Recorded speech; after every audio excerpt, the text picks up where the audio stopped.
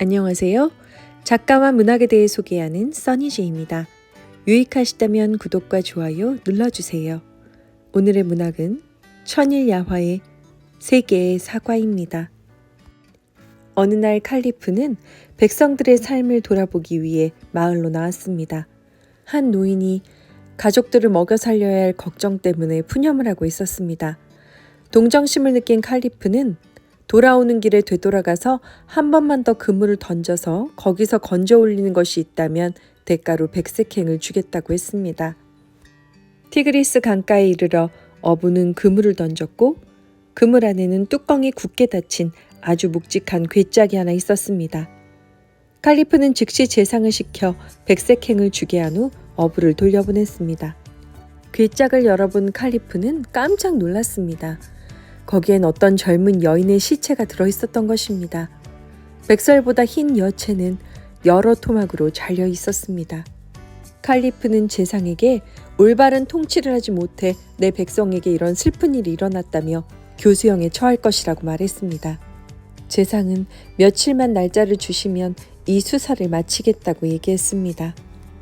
제상은 포도청 및 형부의 관리들에게 이 사건을 철저히 조사하여 범인을 색출하라고 명했습니다.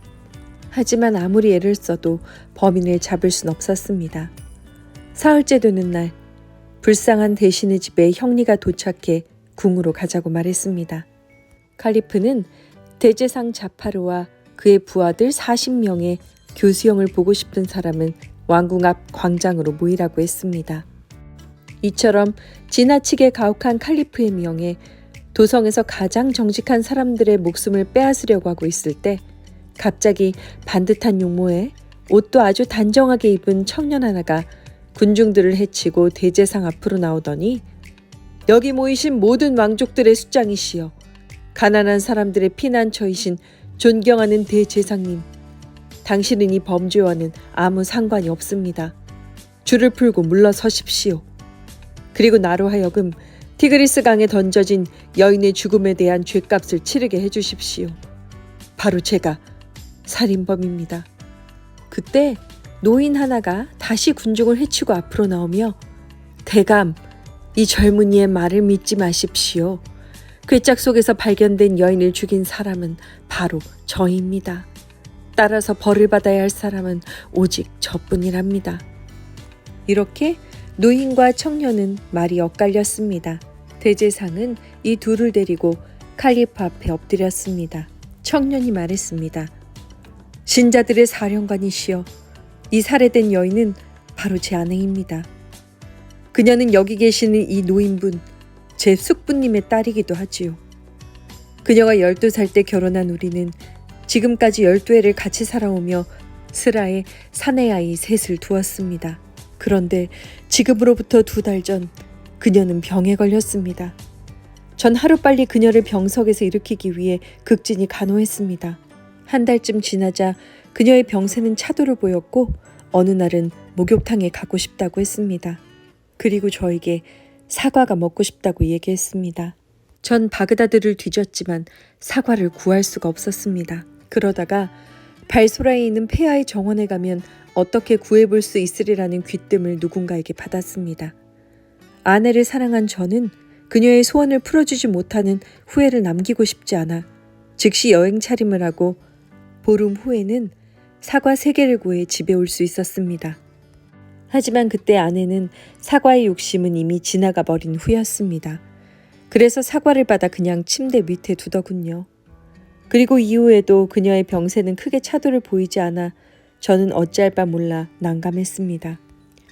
어느 날 저는 시장에 앉아 있었고 고약한 인상의 덩치 큰 검둥이 노예 하나가 제 가게에 들어왔는데 그놈 손에 제가 아내에게 준 사과 하나가 들려있는 게 아닙니까? 여보게 노예, 자네 그 사과를 어디서 구했나? 이건 내 애인이 준 선물이라오. 오늘 그년을 보러 갔더니 어디가 아픈지 누워있습디다. 이 말을 들은 저는 돌아버릴 것 같았습니다.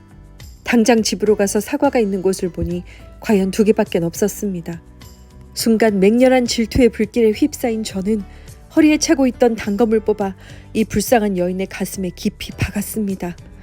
그리고 나서 목을 자르고 몸통은 내도막을 낸 후 시신을 한 대 묶어 바구니 속에 숨기고 붉은 양털실로 바구니를 꿰맸습니다. 그리고 티그리스 강으로 던져버렸습니다. 그런데 집에 돌아왔더니 세 아들 중 두 녀석은 벌써 자고 있는데 첫째 녀석이 대문 앞에 앉아 서럽게 울고 있었습니다. 아빠, 제가 오늘 아침 엄마 모르게 사과 3개 중에 하나를 가져왔어요. 그걸 들고 동생들하고 골목에서 놀고 있는데 지나가던 덩치 큰 검둥이 노예놈이 그걸 제 손에서 빼앗아 가는 거예요.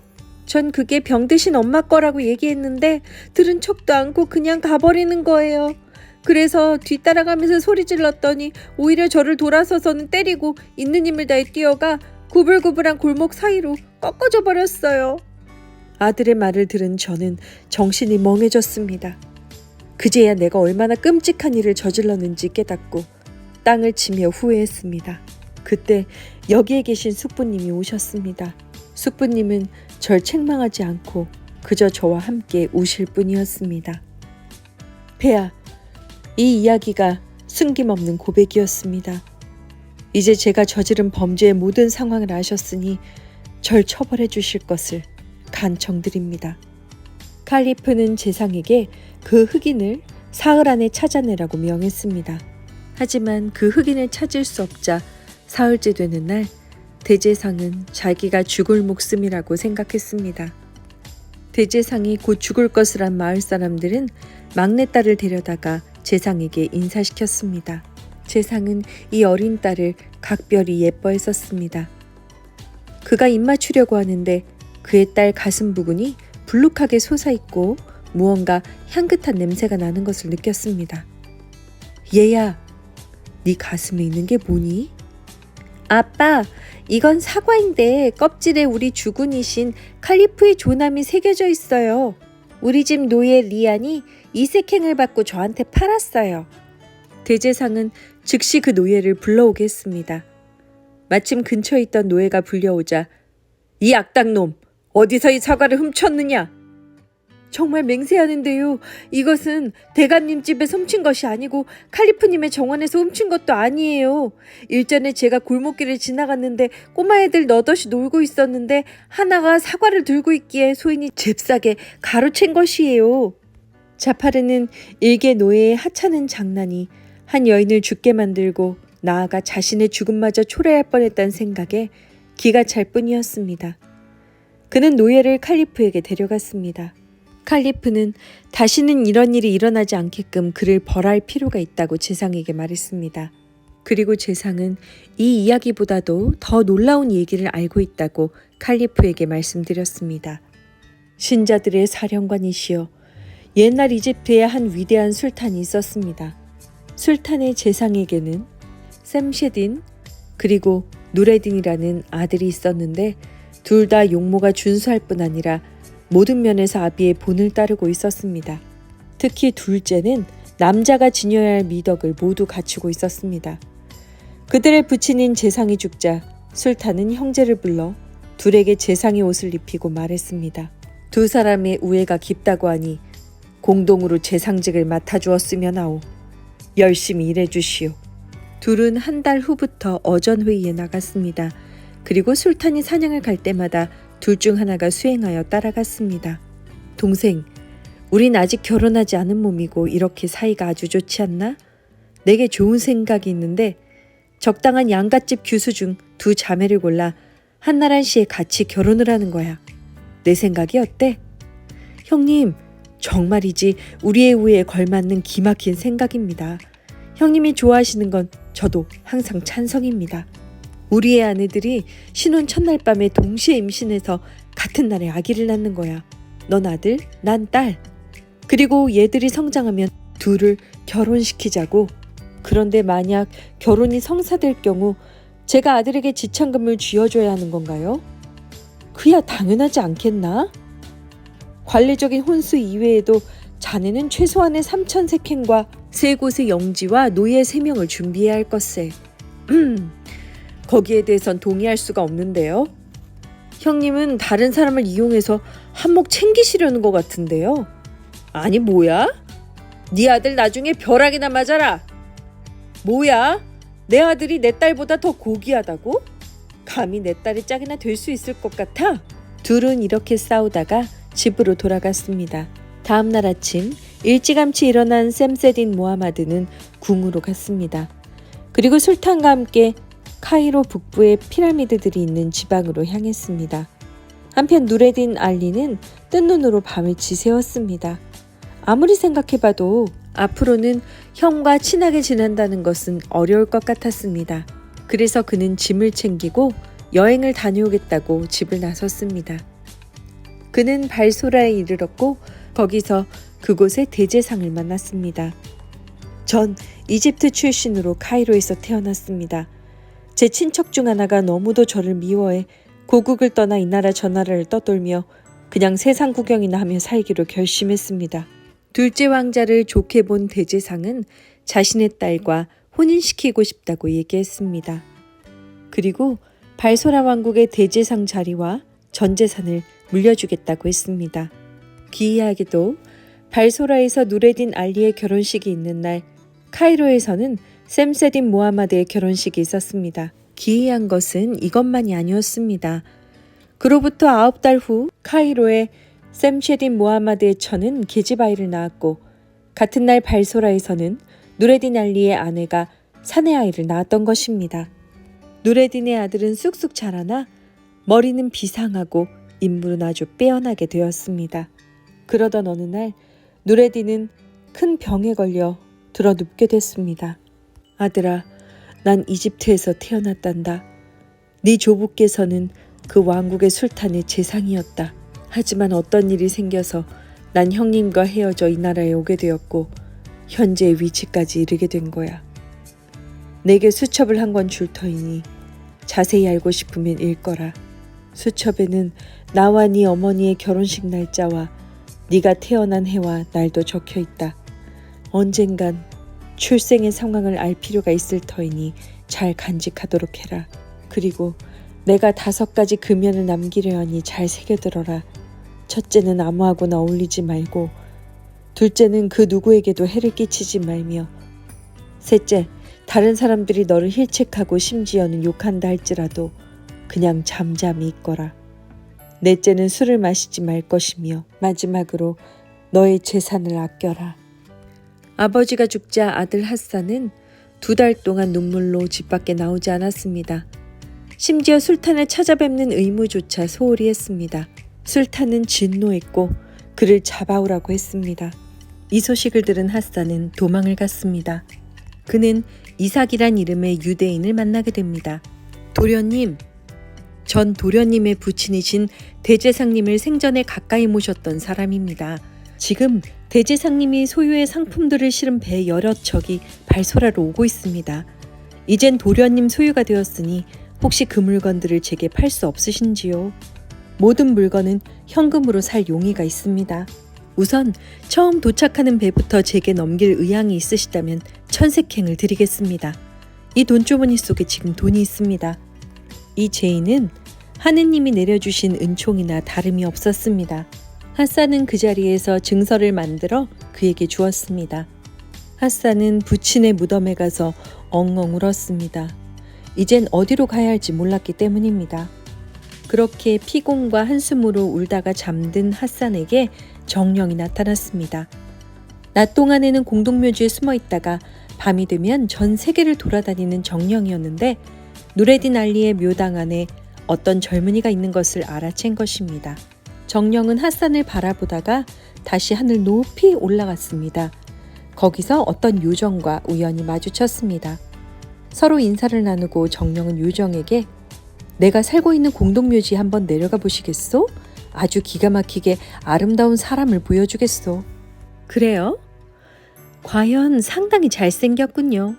하지만 난 조금 전 카이로에서 이보다 훨씬 더 기가 막힌 사람을 봤어요. 아실지는 모르겠지만 이집트의 술탄 밑에는 샘쉐딘 모하메드라는 재상이 하나 있어요.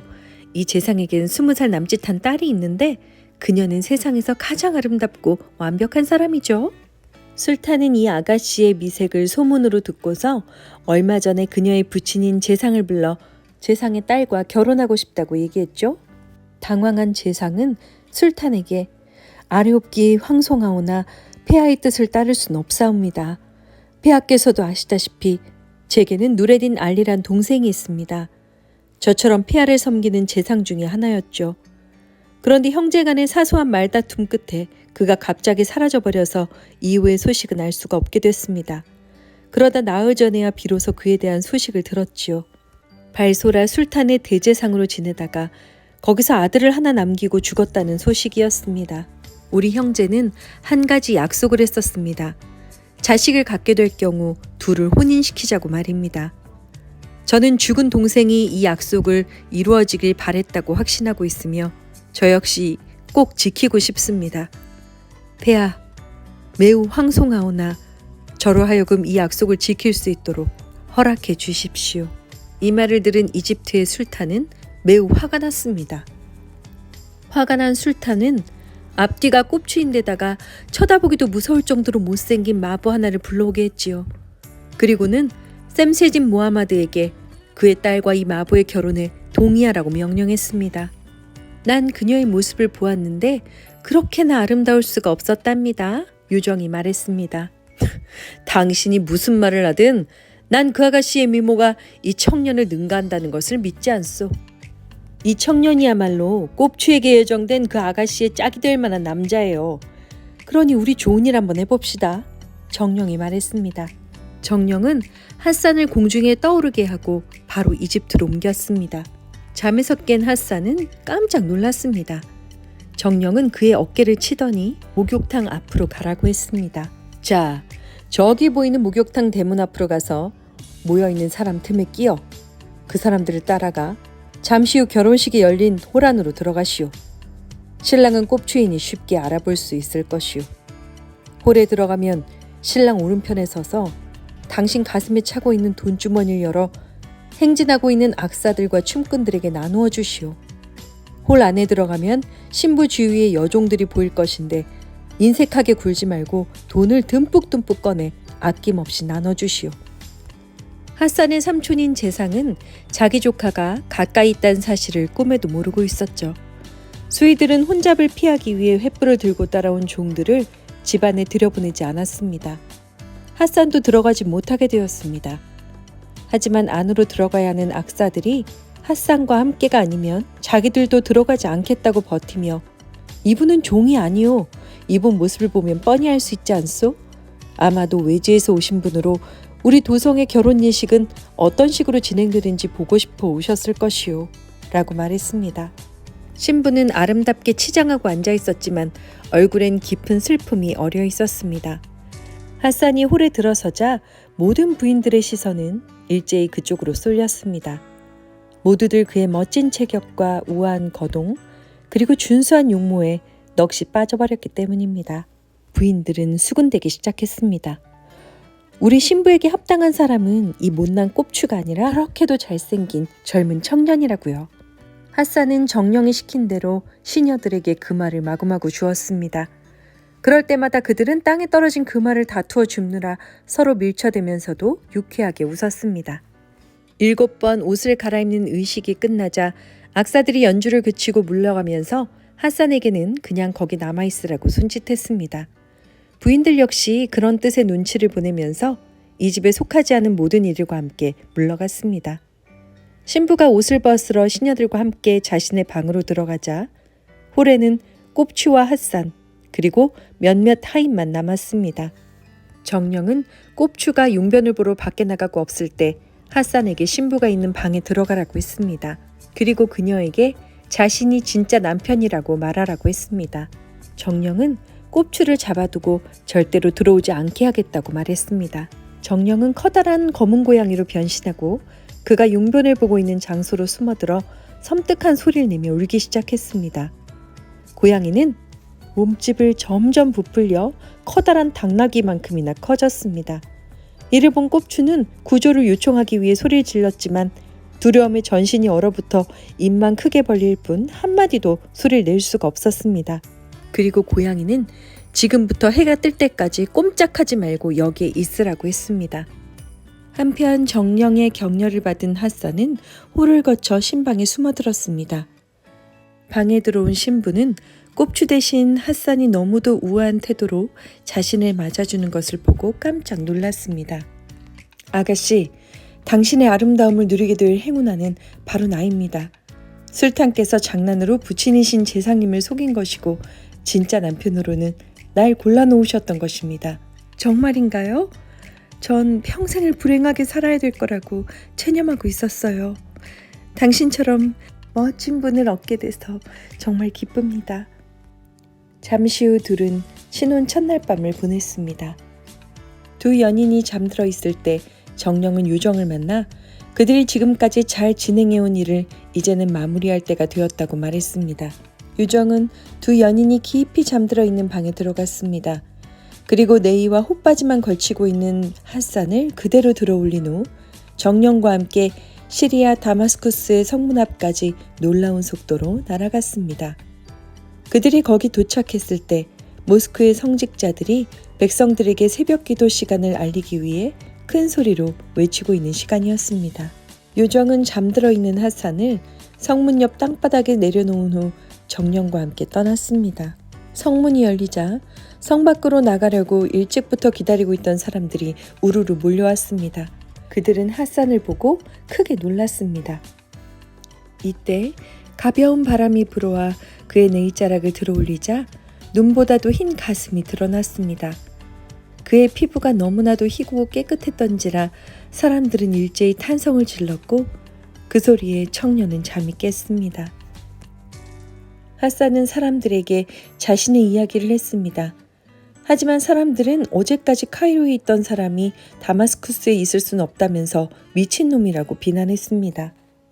핫산은 자신을 따라오며 야유를 보내는 사람들을 피하기 위해 황급히 어떤 가게 안으로 들어갔습니다. 가게 주인은 정말로 놀랍기 짝이 없는 이야기를 듣고 충고를 했습니다. 다른 이에게는 이런 얘기를 하지 말라는 것이었습니다. 그리고 시련이 끝날 때까지 인내를 가지고 기다리라고 했습니다.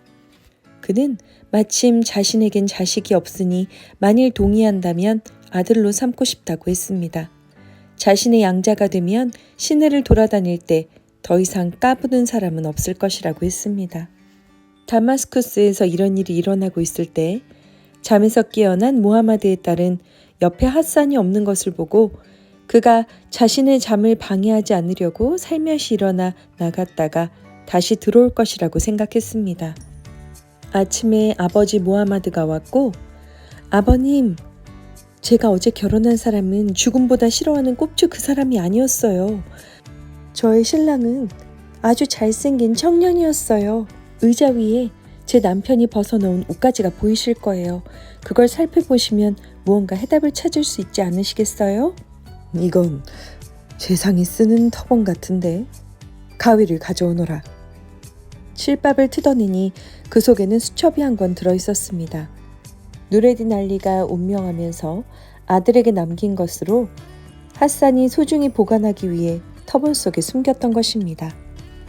모하마드는 글을 읽자마자 그대로 실신해버렸습니다. 간신히 깨어난 모하마드는 얘야, 많이 놀랐지? 이유가 뭔지 말해주겠다. 너와 함께 밤을 보낸 그 신랑은 바로 누레딘 알리의 아들, 즉 네 사촌이니라. 그 애와 다시 화해하면 좋겠구나. 하지만 모하마드는 조카가 어디로 사라졌는지 도저히 이해할 수가 없었습니다. 그리고 초조하게 그를 기다렸습니다. 며칠 후 제상 모하메드는 딸이 임신을 했다는 사실을 알게 되었고 9달 후에는 아들을 낳았습니다. 아기의 이름은 아지부였고 7살이 되자 모하메드는 글 읽는 법을 집에서 가리키는 대신 잘 가리킨다고 소문이 자자한 어떤 선생이 학교에 보냈고 매일 학교에 데려가고 집으로 데려오는 일을 2명의 종에게 맡겼습니다. 아지부의 높은 신분 때문에 선생님도 그에게만은 관대했고 그래서 그런지 버릇이 없는 오만방자한 아이가 되었습니다. 그래서 하루는 꾀를 내었습니다. 어린이들이 놀이를 할 때 엄마 아빠의 이름을 제대로 되지 못하면 끼워주지 않기로 말이죠. 아지부는 아빠 이름을 몰라서 할아버지의 이름을 댔고 아이들은 그건 할아버지 이름이라고 끼워주지 않았습니다. 이야기를 듣고 가슴이 아파하던 모하메드는 술탄에 찾아가서 잠시라도 발소라에라도 다녀올 수 있도록 간청했습니다. 나흘 뒤 그는 딸, 손자 아지부와 함께 발소라로 출발했습니다. 여행을 떠난 지 20 정도 날 그들은 다마스쿠스에서 멀지 않은 아름다운 초원에 도착했습니다. 그들은 도시를 구경했고 아지부를 본 사람들은 너무나도 예쁜 아기라며 칭찬을 아끼지 않았습니다. 핫산을 양자로 삼았던 제과점 주인은 몇 해 전 세상을 떠나면서 가게를 비롯한 모든 재산을 그에게 물려줬습니다. 그래서 지금은 핫산이 제과점 주인이 되어 있었는데 그가 만든 과자가 얼마나 맛있던지 그 명성은 다마스쿠스에서 널리 알려져 있었습니다. 우연히 아지부를 보게 된 핫산은 자신도 모르게 심하게 마음이 흔들리는 것을 느꼈습니다. 그래서 아지부에게 다가가 도련님, 정말 제 넋을 빼앗을 정도로 귀여우시군요. 잠시 제 가게에 들러서 맛 좀 보고 가지 않으시겠어요? 소희는 도련님의 귀여운 모습을 옆에서 지켜보고 싶군요. 핫산은 내시와 함께 마을을 구경하고 있는 아지부에게 자신의 이야기를 했습니다. 아지부가 자신이 있던 곳으로 돌아가려 하자 핫산은 자신도 모르게 그 아지부를 따라가게 됐습니다. 아지부는 이러다가 할아버지에게 자신이 제과점에서 과자 먹은 것을 들키게 될까봐 돌멩이를 핫산에게 던졌고 그의 이마 한가운데를 맞췄습니다. 사흘 뒤 모하메드 가족은 다시 여행을 출발했습니다. 발소라에 도착한 모하메드는 그곳의 술탄에게 인사를 드렸습니다. 배야, 전 재상 누레딘 알리의 아들의 행방을 찾아 이곳에 왔나이다. 이 재상은 영광스럽게도 이전에 폐하를 섬긴 일이 있는 줄로 아옵니다. 누레딘 알리는 오래전 작고했소. 그의 아들에 대해 말하자면 재상이 죽은 지 2달 만에 갑자기 실종되었다오. 하지만 내 재상 중 한 분의 따님이었던 그의 어머니는 생존에 계시오. 모하메드는 그녀를 찾아뵙고 이집트로 데려가게 해달라고 부탁했습니다. 술탄은 허락했고 재상은 그날 당장 그녀를 보길 원했습니다. 누레딘 알리의 미망이는 남편이 생전에 살던 그 성관에 아직도 살고 있었습니다. 핫산의 어머니는 아들의 소식이 없자 죽었다고 생각하고 무덤을 상징하는 건물을 안에 지어 대부분의 시간을 거기서 보내고 있었습니다. 모하메드는 카이로에서 있었던 딸의 결혼식 날 밤에 어떤 일이 벌어졌으며 또 핫산의 터번 속에 숨겨진 수첩을 발견하고 자신이 얼마나 놀랐는지 제수에게 이야기해 준 다음 아지부와 딸을 소개했습니다. 그녀는 아들이 아직 살아있다는 희망을 가지고 며느리와 손자를 보았습니다. 모하메드는 함께 이집트로 가자고 했습니다. 재상은 발소라를 출발하여 다마스쿠스로 향했습니다. 이 도시에 가까이 이르자 재상은 성문 근처에다가 천막을 세우고 그곳에서 사흘간 머물 것이라고 했습니다. 아지브는 흑인 내시에게 자기를 도성 안에 데려다 달라고 졸랐습니다. 지난번 제과점 주인이 궁금했던 것입니다. 도련님, 오늘도 제 누추한 가게에 들어오지 않으시렵니까? 시종분하고 같이 들어오셔서 크림 타르트 하나 드시고 가세요. 그리고 일전에 제가 도성밖까지 도련님을 쫓아갔던 일은 용서해 주십시오. 저도 왜 그랬는지 모르겠습니다. 아지브는 핫산에게 며칠 동안 들리겠다고 얘기했습니다. 천막에 돌아온 아지브는 할머니에게 도성에서 만났던 사람 이야기를 했습니다. 그리고는 할머니가 주신 크림 타르트는 먹지 않았습니다. 할머니에게 훨씬 맛있는 타르트가 있다며 자랑을 했습니다. 다음 날 내시는 그 제과점에서 크림 타르트를 포장했다가 할머니에게 가져다 드렸습니다. 크림 타르트를 먹자마자 할머니는 기절했습니다. 그리고 깨어나서 말했습니다.